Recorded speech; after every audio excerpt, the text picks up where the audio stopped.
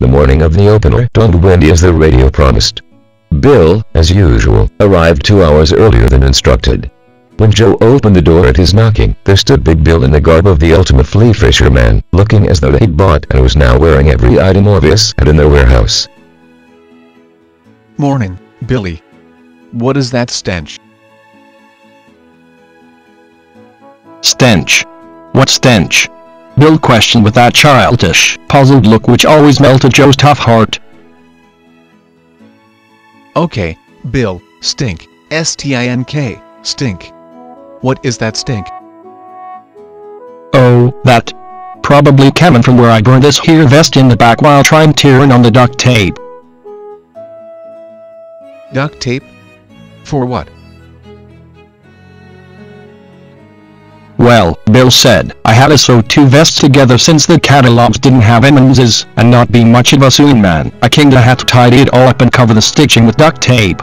Daggum stuff don't take much to ironing, but aside from that, little buddy, how's your El partner looking? Fine, Bill, y'all look just fine. I could probably put a down payment on the Hearst Castle with less money than you must have spent on all that stuff. And how, may I ask, are you ever going to remove all those flies from your hat, even though I tied all we'll ever need this season? Like that arrangement, do you? Why, there's 4 or 5 dozen of them babies pinned in there. Got 'em at the dollar department store for 99 cents on the dozen. El Billy here's as ready as a Freddy and I'm gonna knock 'em dead today, little buddy. Bill, the smell of that vest alone ought to knock 'em dead. Come on, let's get rolling. At the stream, okay, Bill, listen up. I'll be upstream from you just always. Work those flies deep and strip line to prevent slack, so you'll see or feel the strikes. Fish 'em downstream and across like I taught ya and mend your line when it starts to belly on you, okay? And, Bill, please don't be dropping that hat into the water or we'll be arrested for chumming. Got it? Yeah, I got it, Joe, except what do you mean meant? You can see by this vest there ain't much of 'em there. Just fish, Bill, and good luck. Joe watched Big Bill at every opportunity. The wind was playing havoc with the leader, and after just a couple of hours, and one morsel of a rainbow, Joe decided they'd better pack it in for the day.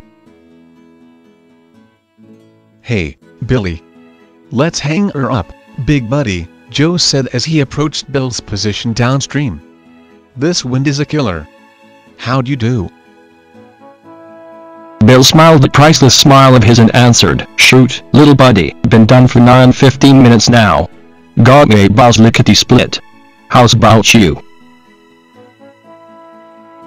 Joe said, just got one rainbow about the size of your little finger, Bill. That's about it. Joe's eyes watered as he examined Bill's leader, which had back-to-back knots from butt to tippet. Bill, look at your leader, for crying out loud. How'd you ever limit out using that thing? Looks like some crazed Boy Scout went on a rampage trying to get his knot-tying merit badge. Why, Jaceets, I had a fine instructor, did I not get it, not? Yeah, Billy, I get it. Now I think we'd best head for the coffee palace and call it a morning, okay? As they sat sipping coffee, they reviewed the morning's activities. Ya know, chubby line chucker, I'm right proud of you.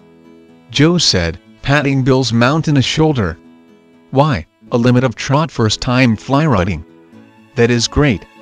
Tell me, Billy, what pattern were you using all morning? I think, Bill said, removing his fly-filled hat and scratching his head, it was a royal Roachman, Joe. I'm real sure now, since the daggum fly is still in that last trout I landed. I'll find it when I clean them up later and let y'all know. Bill, Joe said, giggling, read my lips. Say, Royal Coachman. As the pair were ready to leave the palace, Joe reached into his pocket and came to realize he'd forgotten his wallet. Doggone it, Billy, I was gonna pick up the tab, but it appears I left my wallet at home. Got any cash with you? Sure I do, tiny tightwad, sure do. Bill reached into the depths of his sewn-together vest and pulled forth a handful of change. A rather muddy tin fell to the floor, which caused the lid to jar open. Out onto the linoleum floor spilled a huge gob of tangled, very juicy-looking and lively red worms. Joe, in total disbelief, eyed the red worms as though they were toxic waste, then looked sternly into Bill's squinting, guilt-ridden blue eyes. Think it was a royal roachman, huh, big boy? Bill, near frantic from fear of being strongly reprimanded, said, "Listen, Joe. I lost every fly you gave me in that big old tree behind me this morning, and I couldn't free the one stuck in my head. Why, that wind was horrendous, and I couldn't get my flea line to do anything right. I just had to use the worms so you wouldn't think all those lessons you gave me were for nothing. I wanted to make you proud of old Billy, so I tied on a snell number 8 and fished my worms. Caught them all on the fleet, though. Please don't be ticked with me, little buddy. I was just trying to make you proud of the way you taught me to handle the fleet, is all." Joe Parry, a Vietnam vet and an outdoor writer, has written for the Pennsylvania Game News, Field and Stream, Fenton Feathers, Turkey Magazine, Sports Afield, Reader's Digest, Northwest Outdoors, the Philadelphia Daily News, and the Pittsburgh Tribune Review, to name just a few. His book of a predatory heart contains stories on hunting, fishing, and the outdoor lifestyle. It's a memoir of a lifelong outdoorsman, with tales ranging from archery hunting, fly fishing, introducing children to woodcraft, and the bond that forms between generations through appreciation of the woodlands. Available in Wellsboro apart from my shelf books, website www.wellsborobookstore.com, and online at Amazon and Barnes & Noble, and Infantry Press, www.buybooksantwerp.com, available wholesale for bookstores via Ingram and Infinity.